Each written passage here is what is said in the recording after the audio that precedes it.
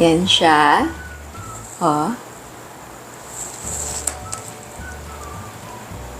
Okay, eto naman yung ating mga sangkap. So, para sa flavor natin, syempre, gagamit tayo ng ube flavor at para mas matingkad, gagamit tayo ng white na food color. So, unahin natin gawin yung ating moist na ube cake. Okay, so eto yung ating all-purpose flour. Lagyan natin ng baking powder, asin, asukal, yan. Tapos, i-mix na muna natin.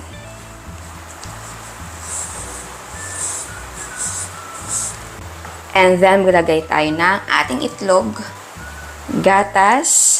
Okay, ang gamit ko dito ay evaporated milk, pero pwedeng gumamit ng fresh milk or kahit anong gatas. And then, yung ating tubig, cooking oil, violet na food color, ang ating ube flavor. Okay, naglagay ako ng white food color dahil para matingkad yung kulay ng ating cake. Kung eto na yung gagamitin natin, maputla si cake.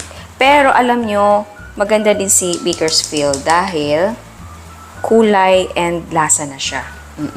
And then, i-mix natin to ng mabuti. Okay, ayan.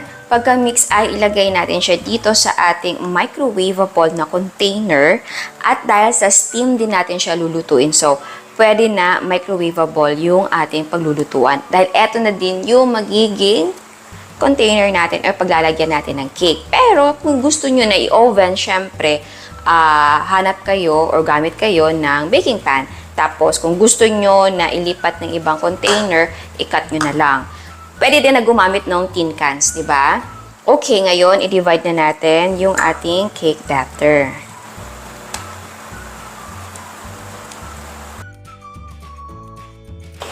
Okay, ayan. So, dapat kumukulo na yung tubig mo, ha? Bago mo isalang yung ating cake batter. Ayan.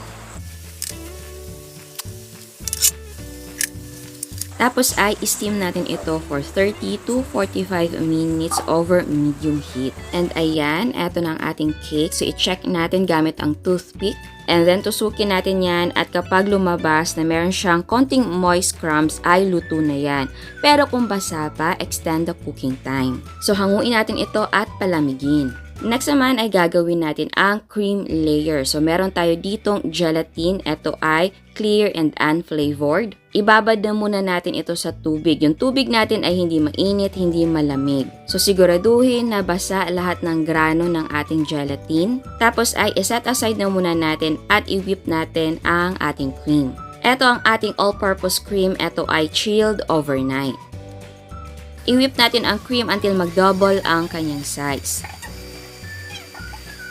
And ayan, eto na po ang ating cream. So bago natin ito lagyan ng condensed milk ay tunawin na muna natin sa mainit na tubig ang ating gelatin. I-mix natin ito para matunaw ang gelatin. Pagkatunaw ay itabi na muna natin at lagyan natin ng condensed milk ang ating cream. At ang ating condensed milk ay chilled overnight din. Ito naman ay optional, pwede maglagay ng ube flavor or vanilla flavor. Tapos ay i-mix lang natin ito ng mabuti. Next naman ay i-add natin gradually ang tinunaw natin na gelatin. Tapos ay i-divide natin ang cream into 5 equal parts.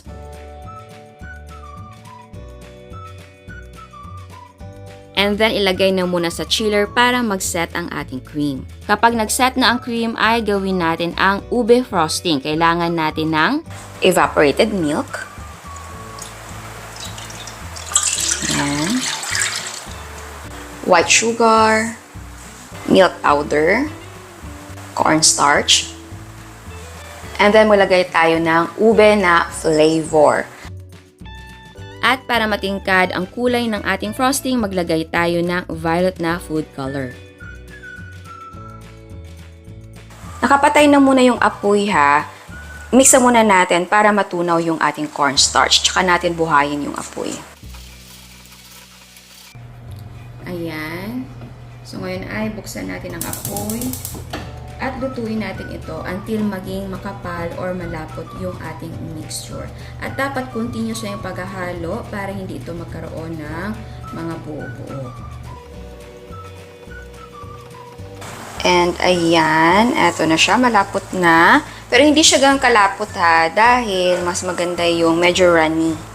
Ayan.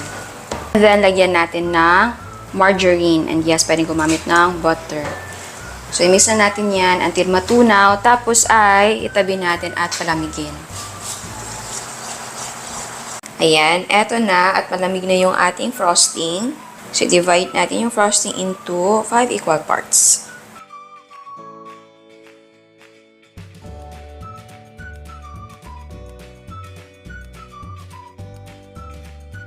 Okay, eto ay optional. Maglagay tayo ng white chocolate na pang-topping.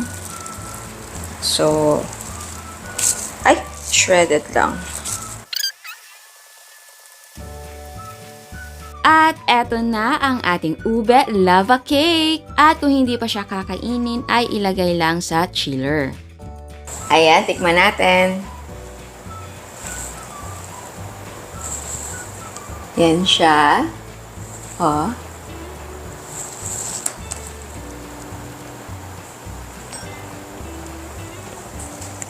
Wow! Kung mahilig kayo sa ube, alam niyo hindi kayo magsisisi dahil yung cake natin, as usual, napaka-moist and napaka-malasa. Tapos, dagdag pa na gumawa tayo ng ube na frosting. Malinamnam talaga. And, maganda din na balance yung ating cream. So, yun mo yung layers na yan. Talagang, oh my God. Nakaka-in-love yung ating ube na lava cake. Ay. And again, kung gusto nyo na mas malaki dito or mas maliit, pwede ka maghanap ng container na square nito. Meron, oo.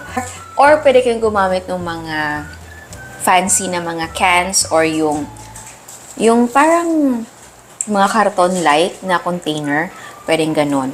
Kasi eto, talagang pangmasa yung dating niya, diba? So, kung pambahay lang, tapos gusto yung magbenta sa bahay lang, at yung neighborhood naman, or yung place ay okay naman sa kanila na ganito yung lalagyan mo. Sa mga naghahanap ng pangnegosyo sa bahay, pwedeng sa school, or pwedeng sa trabaho, pwede to. Ayan. And, malapit na ang bare months, malapit na ang araw ng mga patay, and Pasko and New Year. Pwede na kayo magsimula ngayon na magnegosyo para alam ng mga kapitbahay, mga office mate mo, na nagbebenta ka ng mga cakes. So, ayan. Sana gustuhan niyo ang recipe natin ngayon. Ciao! At sa mga hindi pa nakasubscribe, please subscribe sa ating YouTube channel and please click the notification bell and please click all para ma-notify kayo sa lahat ng uploads. And please don't forget to like our Facebook page and follow us on Instagram. Thank you!